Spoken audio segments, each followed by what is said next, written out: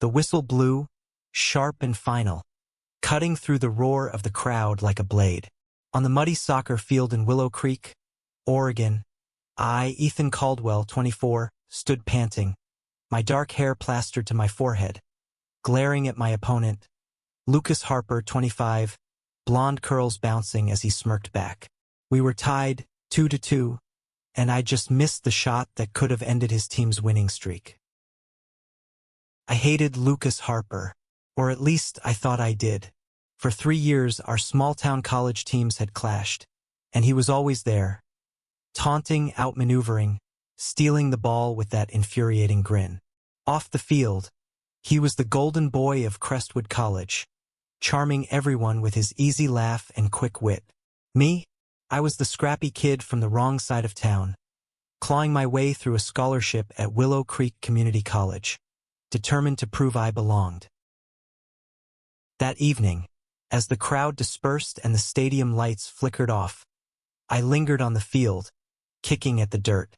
My teammates had already headed to the locker room, but I needed a moment to swallow the bitterness of that missed goal. Lucas, of course, had to ruin it. Tough break, Caldwell, he called, jogging over, his cleats squelching in the mud. Maybe next time you'll actually aim. I spun around, my fists clenching. You got lucky, Harper. That's all. His blue eyes glinted with amusement, and I hated how they seemed to see right through me. He stepped closer, too close, and I caught the faint scent of sweat and cedar cologne. Luck, huh? Or maybe I'm just better. His voice was low, teasing, but there was something else in it. A challenge that wasn't just about soccer. I shoved past him, my shoulder brushing his, and stormed toward the locker room. My heart was pounding, and not just from the game. Why did he always get under my skin? Why did I care so much? I told myself it was rivalry, nothing more. But as I reached the locker room door, Lucas grabbed my arm, spinning me around. Hey, Ethan, he said, his voice softer now, almost serious. You're not as bad as you think you are. I yanked my arm free, my pulse racing. Save it, Harper. I don't need your pity. But his eyes held mine, steady and unyielding, and for a split second, I couldn't look away. The air between us crackled, heavy with something I didn't want to name. Then he let go, and I stumbled into the locker room, my mind a mess.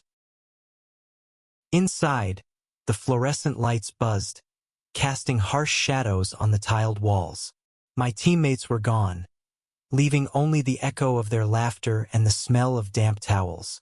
I slumped onto a bench, unlacing my cleats, trying to shake off the moment. But Lucas followed me in, shutting the door with a quiet click.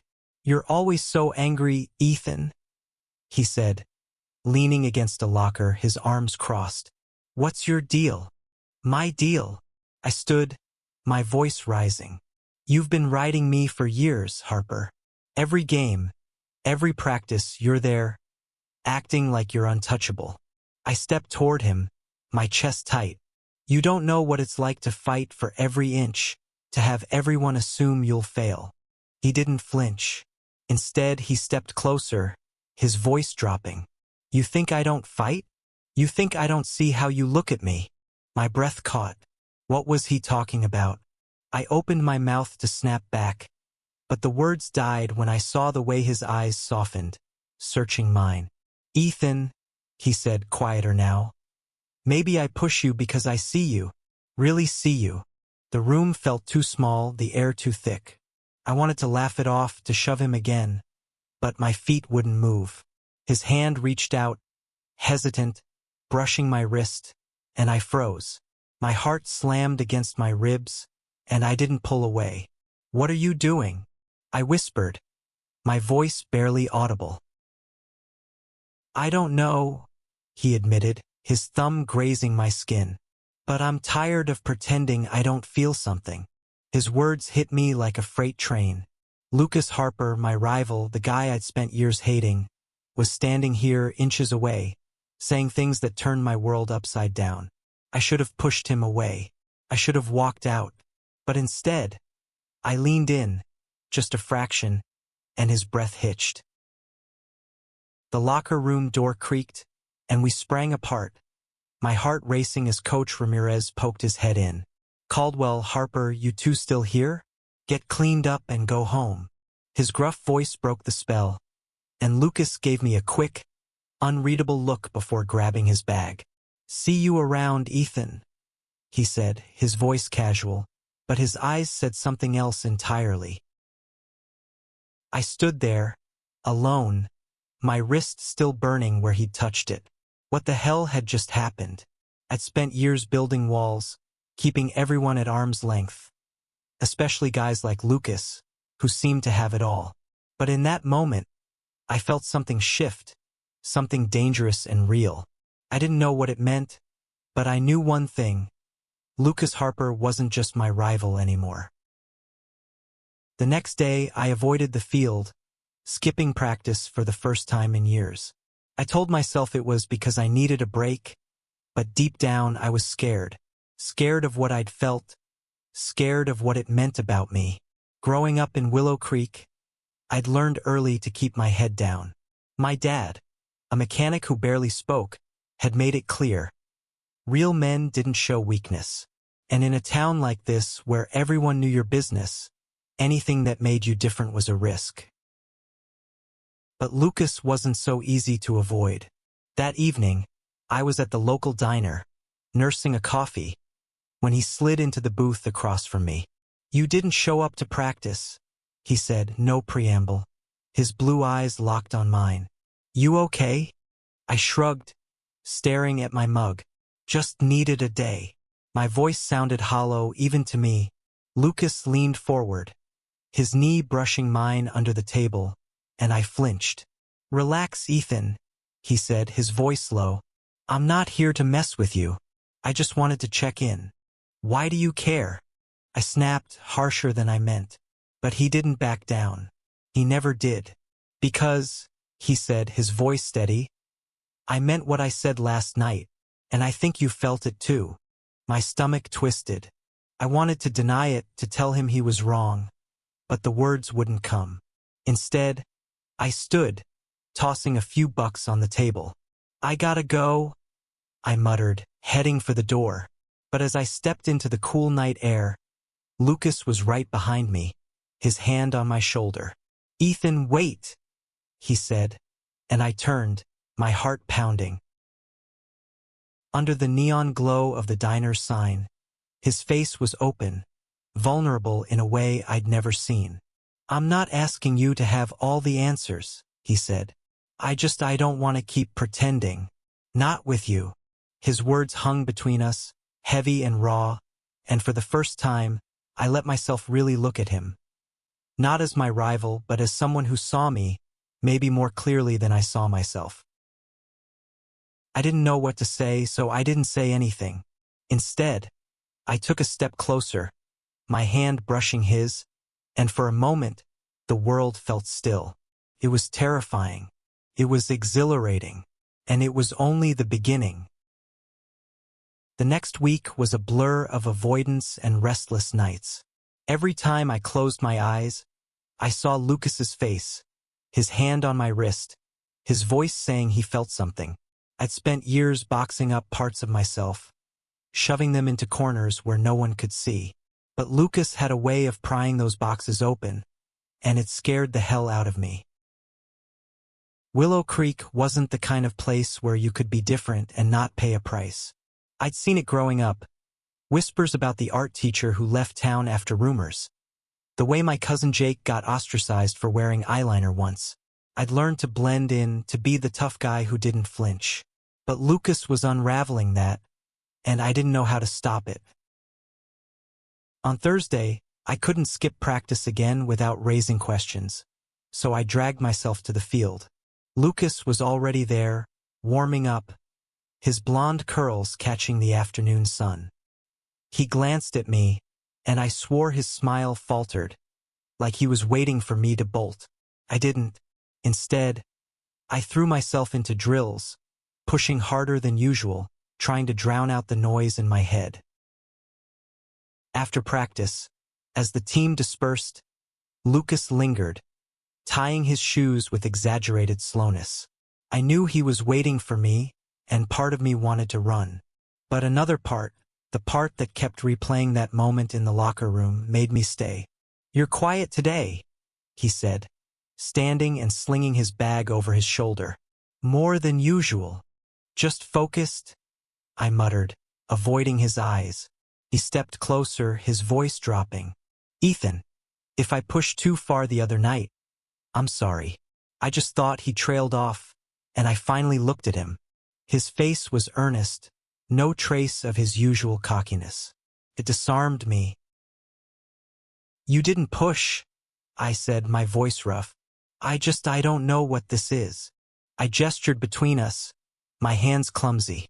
Lucas's expression softened, and he took a step closer, his voice barely above a whisper. "Maybe we figure it out together."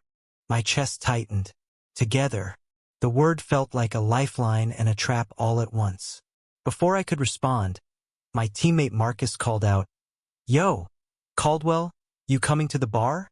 I seized the excuse, muttering a quick yeah and bolting, leaving Lucas standing alone on the field.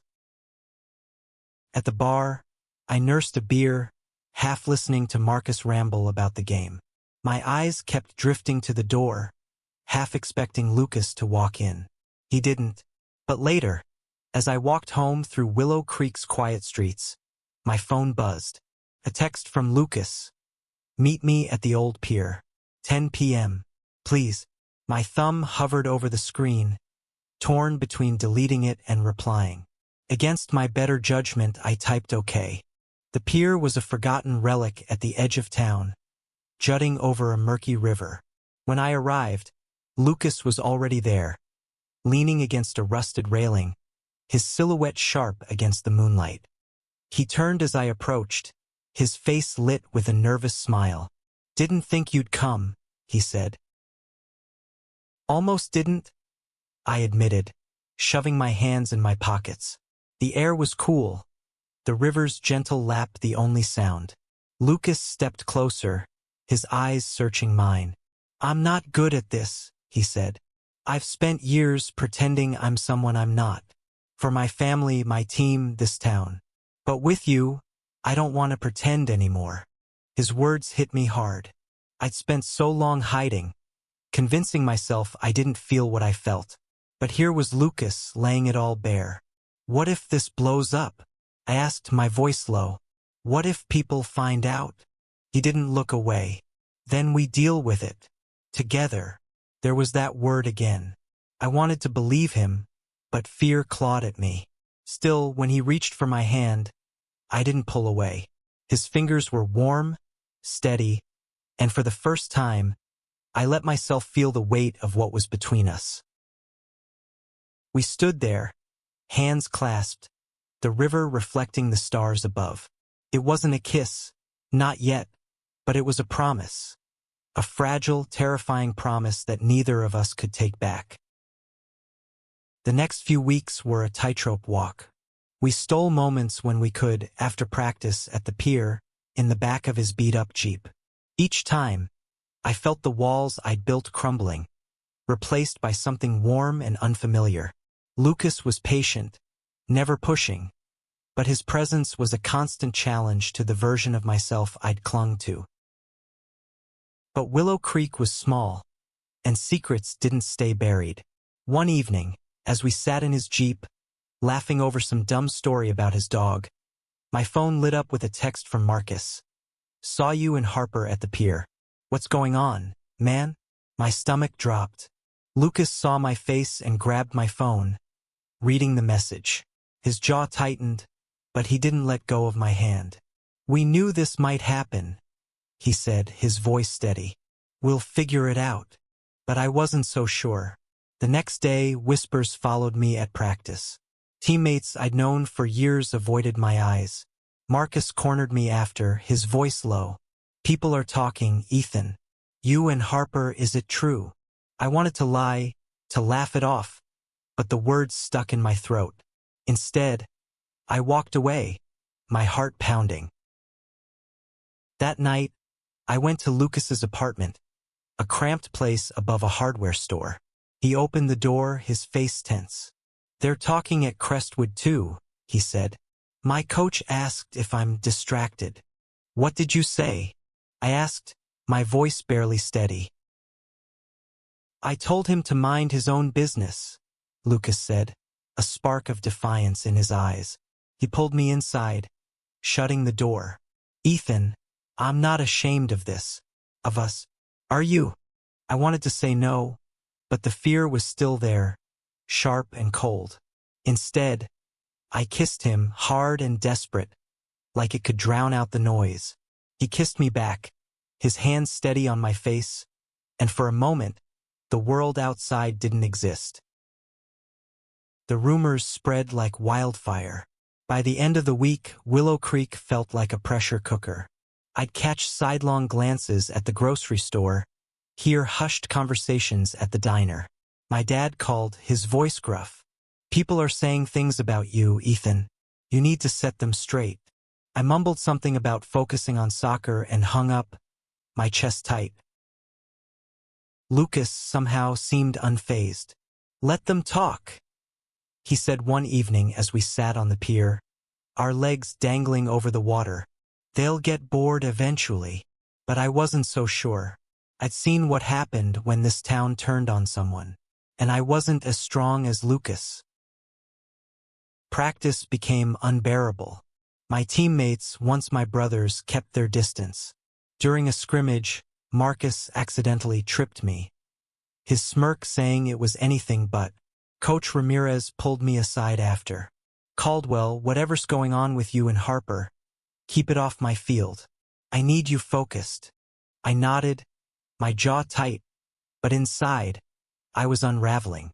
That night, I told Lucas I needed space. His face fell, but he didn't argue. "If that's what you need," he said, his voice quiet, "just don't shut me out completely." I left his apartment feeling like I'd ripped out a piece of myself. For days, I avoided him. I threw myself into school, work, anything to keep my mind off him. But every night, I'd lie awake, replaying our moments together. The way his laugh made my chest ache, the way his hand felt in mine. I missed him, and it terrified me. One evening, I was at the library, buried in a textbook, when Lucas slid into the chair across from me. "You can't keep running, Ethan," he said, his voice low but firm. "This isn't just about you anymore. It's about us." I glanced around, paranoid about who might be watching. "Lucas, I can't do this. Not here. Not now." My voice cracked, and his eyes softened. "Then when?" he asked. "When will you stop letting this town decide who you are?" He leaned closer, his hand brushing mine under the table. "I'm falling for you, Ethan, and I think you're falling for me too." His words hit me like a punch. I wanted to deny it, to push him away, but I couldn't. Instead, I stood, grabbing my books. "I need time," I said, and walked out, my heart pounding. The next day, things got worse. Someone spray-painted a slur on my locker at the community center. I stood there, staring at the ugly red letters, my hands shaking. Marcus was nearby, watching, and when I met his eyes, he looked away. I grabbed a rag and scrubbed until my arms ached, but the paint wouldn't come off completely. It was like it had seeped into me. I didn't tell Lucas, couldn't, but he found out anyway. Small towns talk. That night, he showed up at my apartment, his face pale. "Why didn't you tell me?" he demanded, stepping inside. "Because I'm handling it," I snapped, but my voice broke. He pulled me into a hug, and I let him, my face pressed against his shoulder. "I'm scared, Lucas," I admitted, the words spilling out. "I don't know how to do this." "You don't have to do it alone," he said, his voice fierce. "I'm here. I'm not going anywhere." And for the first time, I believed him. We started being more careful, meeting in secret, avoiding the places where eyes followed us. But the secrecy took its toll. I hated hiding, Hated the way it made me feel like I was doing something wrong. Lucas felt it too. I could see it in the way his smile didn't quite reach his eyes anymore. One night, as we sat in his Jeep, parked in an empty lot, he turned to me. "I want to tell people," he said. "Not everyone, but my sister, maybe. My mom. I want them to know who I am. Who we are." My stomach twisted. "Lucas, it's a lot." I wanted to be brave like him, but the thought of coming out, of facing my dad, my team, the town, it paralyzed me. "I know," he said, squeezing my hand. "But I can't keep living half a life. Can you?" His words hung between us, heavy and true. I didn't have an answer, not then. But as I looked at him, his face lit by the dashboard glow, I knew I didn't want to lose him. The turning point came at the worst possible moment. It was the semifinal match against Crestwood, our biggest game of the season. The stands were packed, the air electric with anticipation. I was a mess, my focus shot from weeks of stress and secrecy. Lucas was on the other side of the field, his blonde curls unmistakable, and every time our eyes met, my heart stuttered. The game was brutal. Crestwood played dirty, and my team wasn't much better. In the second half, Marcus tackled Lucas hard, sending him sprawling.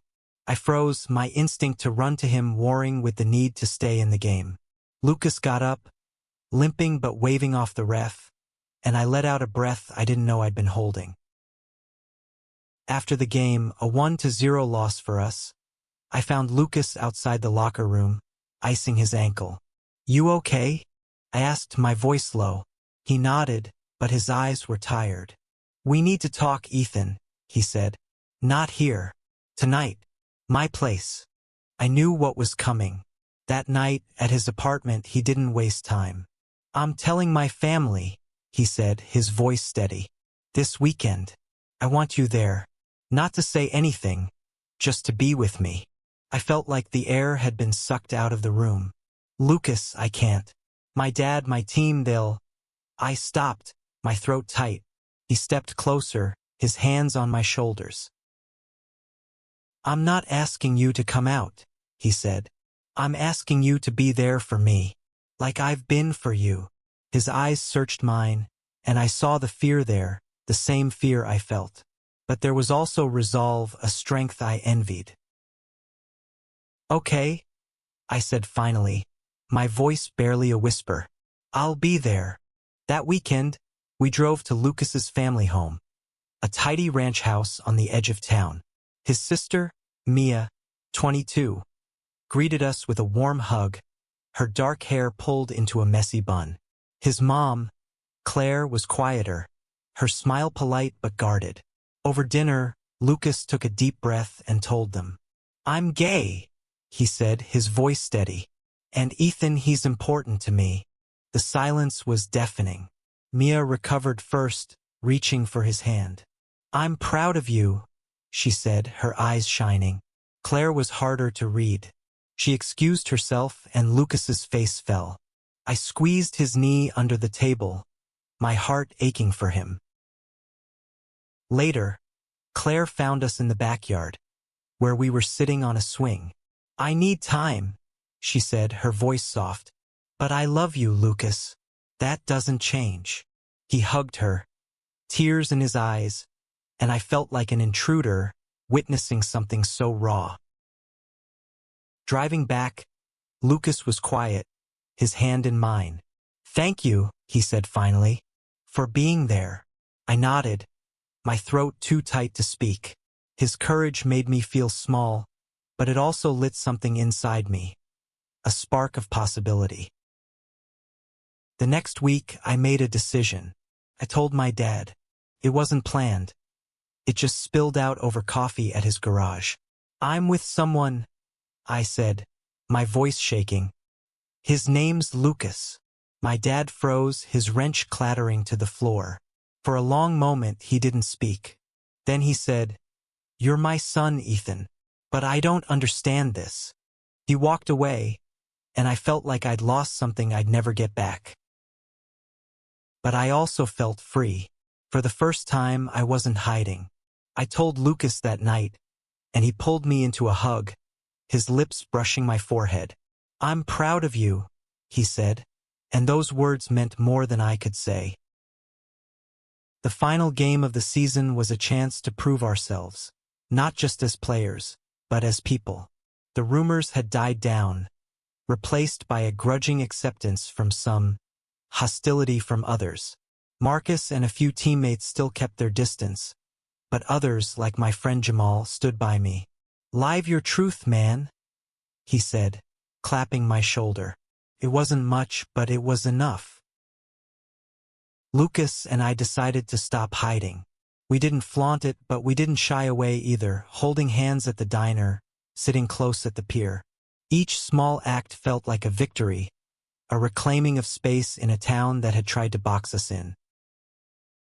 The championship game was against Crestwood, a rematch on neutral ground in Portland. The stakes were high, but for me it wasn't just about winning. It was about showing up as myself, no masks. Lucas felt it too. I could see it in the way he played, fierce and free, his eyes finding mine across the field. The game was neck and neck, 1-1 in the final minutes. I had the ball, weaving through Crestwood's defense, Lucas hot on my heels. For a moment it was just us, like it had always been, rivals, equals, something more. I passed to Jamal, who scored, and the crowd erupted. We won, 2-1, and as my team swarmed the field, Lucas found me, his grin wide and unguarded. In the locker room, amidst the chaos of celebration, he pulled me aside. "I love you," he said, his voice low but clear. My heart stopped, then surged. I'd never said those words to anyone, but they felt right with him. "I love you too," I said, and he kissed me, quick and fierce, not caring who saw. Some teammates cheered, others looked away, but it didn't matter. We'd faced the worst and come out stronger. Later, at the pier, we sat together, watching the river reflect the stars. "We did it," Lucas said, his hand in mine. "Not just the game. Us." I nodded, my throat tight. "Yeah, us." The future was uncertain. My dad still wasn't speaking to me, and Willow Creek would always have its judgments. But with Lucas beside me, I felt ready to face it. We weren't just rivals anymore. We were partners in every sense, and that was worth everything. Our story wasn't perfect, but it was ours. And in a town that tried to break us, we found a love that held us together. A love that started on a muddy field and grew into something unbreakable.